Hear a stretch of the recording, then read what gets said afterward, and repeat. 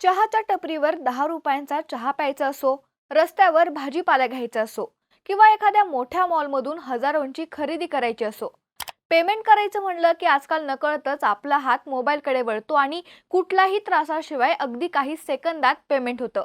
तुम्हाला याची सवय असेल ना? पण समजा एखाद्या दिवशी तुम्ही कुठेतरी जेवायला गेलायत किंवा काहीतरी खरेदी केली आहे आणि ऐन पेमेंट करण्याच्या वेळीच तुम्हाला समजतंय की तुमच्या UPI ID वरून पेमेंटच होत नाहीये. तर अशा वेळी कॅश नसली तर अडचण येऊ शकते. पण असं होऊ का शकतं? तर 1 फेब्रुवारी पासून UPIच्या नियमात काही बदल झालेत. त्यामुळे पेमेंट न होण्याची वेळ येण्याआधी UPIच्या नियमांमध्ये नेमकं काय बदल झालेत? UPI सोबतच LPG गॅस सिलेंडर, पेट्रोल डिझेलच्या किमतीत काय बदल झालाय? गाड्यांच्या किमतीत, बँकच्या नियमात काय बदल झालेत? 1 फेब्रुवारी पासून झालेले महत्त्वाचे बदल कोणते आहेत? पाहूयात या व्हिडिओमधून. नमस्कार, मी निकिता आणि तुम्ही पाहतायत बोलफिडू. आता सगळ्यात आधी UPIच्या नियमांमध्ये झालेले बदल काय आहेत ते पाहूयात. 1 एप्रिल 2016 ला national payment corporation of India म्हणजेच NPCI ने भारतीयांच्या खिशातला पैशांचा भार हलका करणारी UPI पेमेंट पद्धत आणली. तेव्हापासून खिशात पैशांनी भरलेली पाकिटं रिकामीच खिशात राहायला लागली, कारण भारतातल्या लोकांना UPI पेमेंट पद्धतीची सवय झाली. पण 9 जानेवारीला UPIच्या काही नियमात बदल करणार असल्याचं NPCIनं एक सर्क्युलर जारी करून सांगितलं होतं. या बदललेल्या नियमांची अंमलबजावणी 1 फेब्रुवारी पासून होणार असल्याचं देखील जाहीर करण्यात आलं होतं. हा बदल आहे अल्फा न्यूमरिक कॅरेक्टर बेस्ड आयडीच्या संदर्भातला. जे UPI पेमेंट्स ॲप *, हॅशटॅग असे स्पेशल कॅरेक्टर्स असणारे UPI ट्रान्झॅक्शन ID वापरतात. त्या ॲप्सना alphanumeric character based UPI transaction ID वापरण्याचा इशारा NPCIने तेव्हाच दिला होता. जे ॲप्स या नियमांचं पालन करणार नाहीत त्यांच्या ID या 1 फेब्रुवारी पासून ब्लॉक केल्या जाणार आहेत. Alpha numeric character based ID म्हणजे जे UPI ट्रान्झॅक्शन ID मध्ये केवळ A to Z यातली अक्षरं आणि 0 ते 9 यातले अंक यांचा समावेश असेल असे ID. मात्र या ID मध्ये एकूण कॅरेक्टर ही 8 ते 10च असणंही गरजेचं आहे.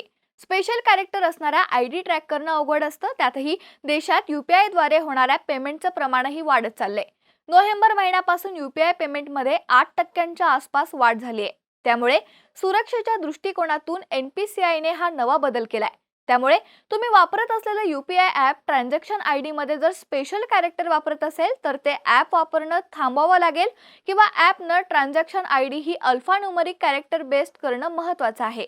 नाहीतर या ॲप्समधून पेमेंट होणार नाहीये. यानंतर 1 फेब्रुवारी पासून होणारा दुसरा महत्त्वाचा बदल आहे LPG सिलेंडरच्या किमतीबाबतचा. दर महिन्याच्या सुरुवातीला म्हणजे 1 तारखेला तेल आणि गॅस कंपन्या इंधन दरांमध्ये झालेले बदल जाहीर करत असतात. मागच्या म्हणजे जानेवारी महिन्यात देखील व्यावसायिक गॅस सिलेंडरच्या किमतीत 14 रुपये 50 पैशांची कपात केली होती. त्याप्रमाणे ऑइल मार्केटिंग कंपन्यांनी 1 फेब्रुवारीला बजेट जाहीर होण्याआधीच एक मोठी दिलासा देणारी बातमी जाहीर केली. त्यात 19 किलोच्या LPG सिलेंडरच्या किमतीत कपात करण्यात आल्याचं सांगण्यात आलंय. व्यावसायिक गॅस सिलेंडरची किंमत 7 रुपयांनी कमी झाली आहे. मात्र घरी वापरल्या जाणाऱ्या गॅस सिलेंडरच्या किमतींमध्ये मागच्या वर्षी ऑगस्टमध्ये बदल करण्यात आला होता. त्यानंतर 14 किलो LPG सिलेंडरच्या किमतीत बदल करण्यात आलेला नाहीये. तिसरा बदल ATM मधून पैसे काढण्याच्या संदर्भातला. 1 फेब्रुवारी पासून ATM मधून 3 वेळाच मोफत पैसे काढता येतील. त्यानंतर पुढच्या प्रत्येक वेळी जेव्हा तुम्ही ATM मधून पैसे काढाल त्या ट्रान्झॅक्शनवर तुम्हाला फी द्यावी लागेल.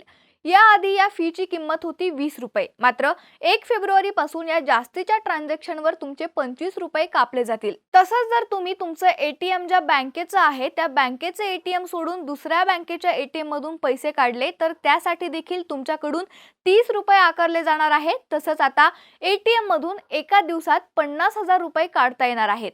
पण ATM कार्डनुसार ते लिमिट वेगवेगळं असू शकतं. चौथा बदल बँक अकाउंटमध्ये ठेवाव्या लागणाऱ्या मिनिमम बॅलन्स बद्दलचा. SBI मध्ये जर तुमचं बँक अकाउंट असेल तर तुम्हाला 1 फेब्रुवारीच्या आधी मिनिमम बॅलन्स म्हणून 3,000 रुपये अकाउंटमध्ये ठेवावे लागत होते. मात्र आता मिनिमम बॅलन्सची रक्कम SBI मध्ये 5,000 करण्यात आली आहे. PNB मध्ये आधी मिनिमम बॅलन्स 1,000 रुपये ठेवावा लागायचा, तो आता 3,500 केला गेलाय. कॅनरा बँकेत अकाउंट असणाऱ्यांसाठी मिनिमम बॅलन्सची रक्कम 1,000 रुपये असावी लागत होती, जी आता वाढवून 2,500 करण्यात आली आहे. पाचवा बदल व्याज दराच्या बाबतीतला. 1 फेब्रुवारीपासून सेव्हिंग अकाउंट्सवरचा व्याजदर 3% ऐवजी 3.5% असणार आहे. नुकत्याच सादर झालेल्या बजेटमध्ये 12 लाख रुपयांपर्यंतच्या उत्पन्नावर इन्कम टॅक्स नसेल अशी घोषणा करण्यात आली. तेव्हापासूनच मध्यमवर्गीयांना दिलासा मिळाल्याची चर्चा होत होती. त्यानंतर आता सेव्हिंग अकाउंट्सवरचा व्याजदर सुद्धा वाढवण्यात आला आहे. 6वा बदल आहे रिक्षा आणि टॅक्सीच्या भाडेवाढीबद्दलचा. Mumbai metropolitan region transport authority म्हणजेच MMRTने मुंबईतल्या रिक्षा आणि कालीपिली टॅक्सी यांच्या बेसिक भाड्यात 3 रुपयांची वाढ करण्याला मंजुरी दिली होती. मात्र ती कधीपासून लागू होईल हे तेव्हा सांगण्यात आलं नव्हतं. मात्र आता ही भाडे वाढ करण्याचा निर्णय 1 फेब्रुवारीपासूनच लागू झालाय. त्यामुळे आता मुंबईत रिक्षा भाडं 26 रुपयांपासून तर टॅक्सी भाडं 31 रुपयांपासून सुरू होईल. 7वा बदल आहे कारच्या किमतींबद्दलचा. 1 फेब्रुवारीपासून मारुती सुझुकी इंडियाने त्यांच्या कारच्या किमतीत वाढ होणार असल्याचं जाहीर केलंय. स्पेअर पार्ट आणि इतर गोष्टींच्या किमतीत वाढ झाली असल्यामुळे मॅन्युफॅक्चरिंग कॉस्ट वाढते, म्हणून गाड्यांच्या किमतीतही बदल करण्याची गरज भासत आहे. त्यामुळे कंपनीने गाड्यांच्या किमती वाढवण्याचा निर्णय घेतला असल्याचं सांगण्यात येते. त्यानुसार Alto K10, Wagon R, Swift Dzire, Brezza, Baleno, Ciaz, XL6, Fronx आणि ग्रँड विटारा अशा गाड्यांच्या किमतींमध्ये कमीत कमी 1500 ते 32,500 रुपयांची वाढ होणार असल्याचं सांगण्यात येते. इकॉनॉमिक्स टाइम्सच्या एका रिपोर्टनुसार मारुती सुझुकीची सगळ्यात स्वस्त कार अल्टो K10 मध्येही जवळपास 19,500 रुपयांची वाढ होऊ शकते.